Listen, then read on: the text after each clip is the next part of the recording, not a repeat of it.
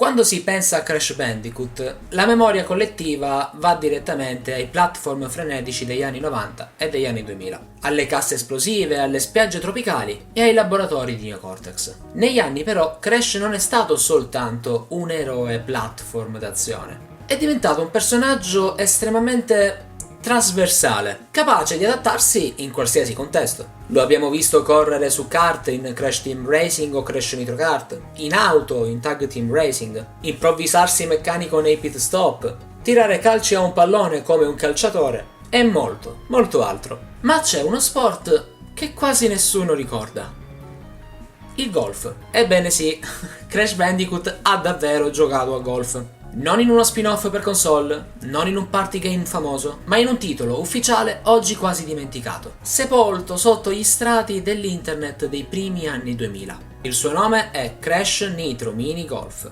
talvolta ricordato anche come Crash Nitro Golf.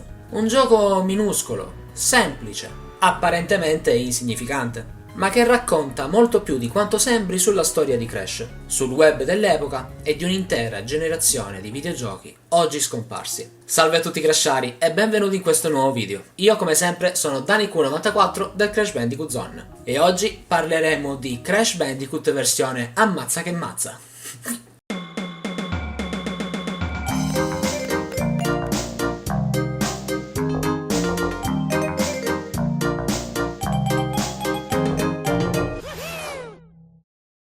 Si sa, negli anni vi ho abituati troppo bene, quindi prima di parlare di un videogioco mi piace parlare sempre più del contesto che c'era attorno a questo, così per farvi entrare meglio nel mondo in cui usciva questo determinato titolo.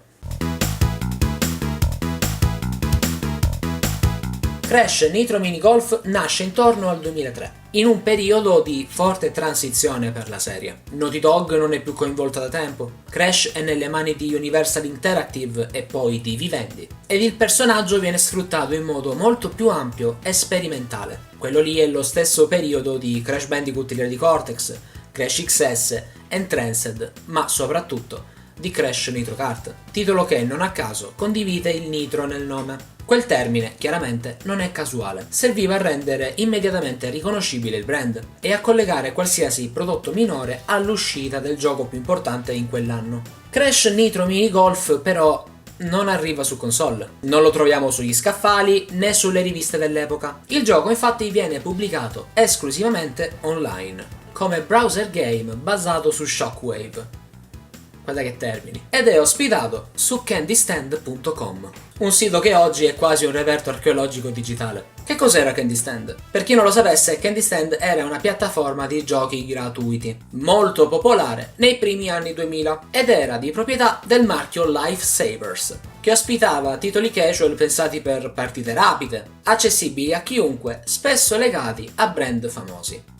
Insomma, era una sorta di flashgames.it o mundigiochi.it da noi, in Italia, ma con prodotti brandizzati. Per quanto riguarda invece Shockwave, che è strettamente collegato a Flash, infatti si chiama Shockwave Flash, è un formato di file multimediale sviluppato da Adobe, gli stessi di Photoshop, Flash stesso, Illustrator e via discorrendo, per animazioni, video e contenuti vettoriali. Era molto diffuso in passato per videogiochi, siti web e pubblicità. Vi porto un esempio concreto, sia per Shockwave che per Candy Stand. Candy Stand in Italia poteva avere come sito più vicino il sito ufficiale di Cartoon Network, dove conteneva appunto dei giochi in Flash, in Shockwave, basati proprio sulle IP di Cartoon Network.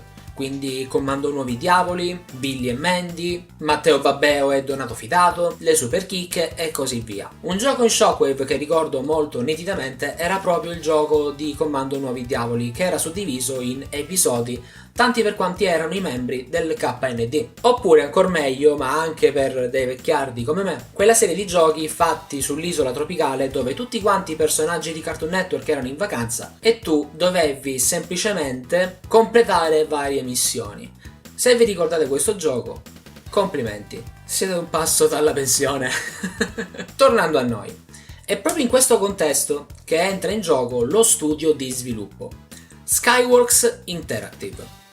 Skyworks non era uno studio tradizionale di videogiochi AAA, ma era uno dei nomi più importanti nel mondo degli advert game e dei giochi browser dell'epoca. Fondata a metà degli anni 90 con veterani come David Crane e Gary Kitchen, Skyworks si specializzò nella creazione di giochi promozionali e casual per grandi marchi, sfruttando personaggi già noti e adattandoli a esperienze breve, semplici e immediate. Crash Nitro Mini Golf rientra perfettamente in questa filosofia. Un gioco ufficiale, autorizzato, ma concepito come intrattenimento leggero, non come capitolo principale della serie. E quindi abbiamo imbastito il tavolo. Adesso arriva la portata principale. Il gioco.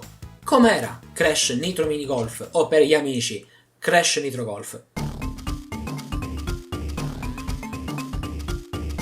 Il gioco propone una struttura estremamente semplice. Il giocatore controlla Crash Bandicoot in una partita di minigolf composta da 9 buche, ciascuna ambientata in uno scenario ispirato a un personaggio iconico della serie. Per ispirato si intende che sul prato del minigolf è stampata una bella immagine del personaggio. Questi personaggi sono Coco Bandicoot, Crunch, Aku Aku, Neo Cortex, Engine, Uka Uka, Tiny Tiger, Dingodile ed infine Entropy, che fanno da sfondo alle varie buche, quindi non come presenze e avversari attivi, bensì come presenze visive, quasi a ricordare costantemente che ci ritroviamo nell'universo di Crash, perché sia mai stiamo giocando a Crash Nitro Golf dove c'è praticamente Crash che tira la pallina con una mazza da golf, se non vediamo qualche altro personaggio andiamo nel panico. Dal punto di vista del gameplay, Crash Nitro Mini Golf segue le regole più semplici e più basilari del minigolf digitale. Si utilizza il mouse per mirare, cliccando e tenendo premuto per caricare il colpo. Più a lungo si tiene premuto, più forte sarà il tiro. La freccia di puntamento aiuta a calibrare la direzione, ma man mano che la pallina si avvicina alla buca,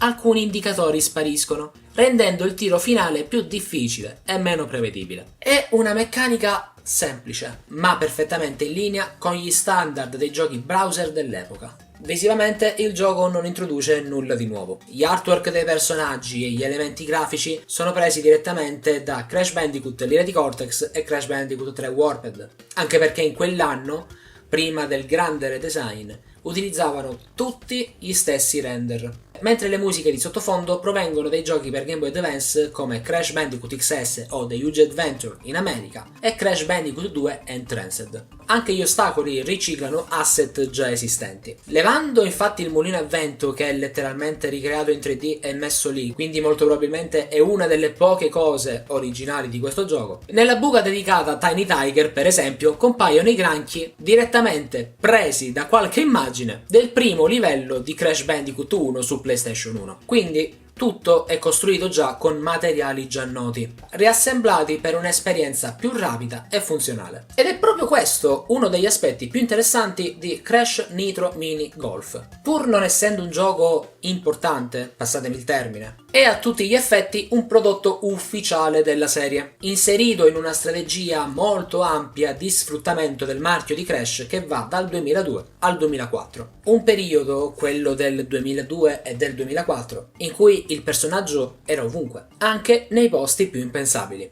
Purtroppo, però, così come le grandi fiabe ci insegnano, non tutto finisce rose e fiori. O almeno, c'è una parte in cui tutto sembra essere perduto. Per diversi anni il gioco rimase disponibile su candystand.com e su altri giochi che ospitavano titoli flash, passando quasi inosservato. Non venne infatti pubblicizzato come un grande evento, non venne recensito neanche dalla stampa tradizionale, anche perché hanno mai coperto i giochi in flash? Non mi sembra. E viveva ai margini della memoria collettiva dei fan. Poi, lentamente, scompare. Candy Stand inizia a rimuovere i giochi, le tecnologie come Shockwave e Flash diventano obsolete e poi smettono appunto di essere supportate in tutto il web, ed infine il sito chiude definitivamente nel 2016. Con la sua chiusura, Crash Nitro Mini Golf diventa di fatto un gioco perduto, un lost media. O meglio, quasi perduto. Perché grazie a progetti di preservazione come Flashpoint Archive, il gioco può ancora essere recuperato e giocato oggi, sebbene non nel suo contesto originale. Flashpoint si è posto l'obiettivo di salvare migliaia di browser game che erano di fatto destinati a scomparire. E Crash Nitro Mini Golf è uno dei tanti esempi di come una parte enorme della storia videoludica rischiasse di essere cancellata per sempre. Ma la storia non finisce ancora qui.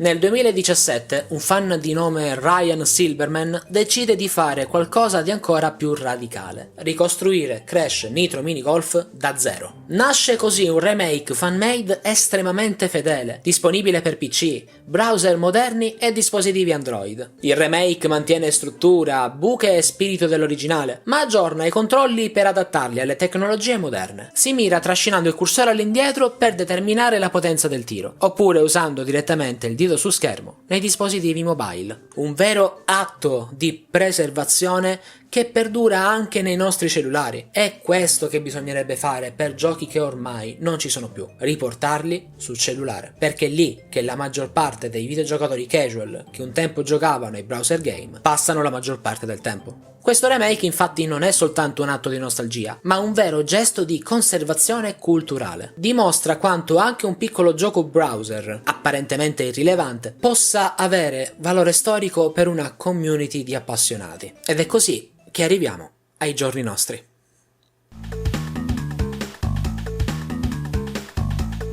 Oggi, ironia della sorte, Crash Nitro Mini Golf è ricordato come uno dei giochi più dimenticati della saga.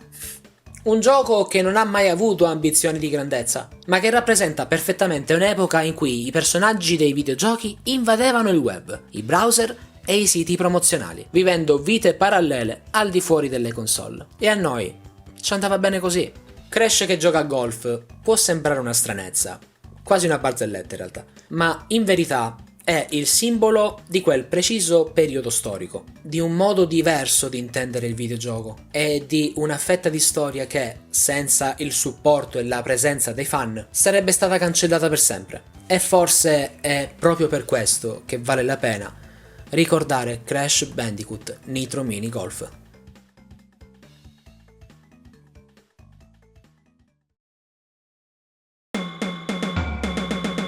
Bene Crashari, anche per oggi questo video finisce qui. Come sempre potete far parte insieme a me e a tutti gli altri del Crash Bandicoot Zone, andando a vedere questi fantastici link che state vedendo qui sotto in sovraimpressione in questo momento. Abbiamo il forum ufficiale, il sito contenitore di notizie, una enciclopedia quotidianamente aggiornata sulla serie di Crash Bandicoot. Abbiamo le varie pagine social come Facebook, Instagram, X, Threads, TikTok.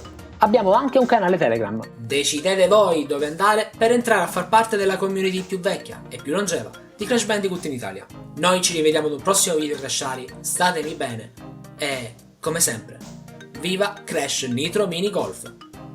Ammazza che mazza!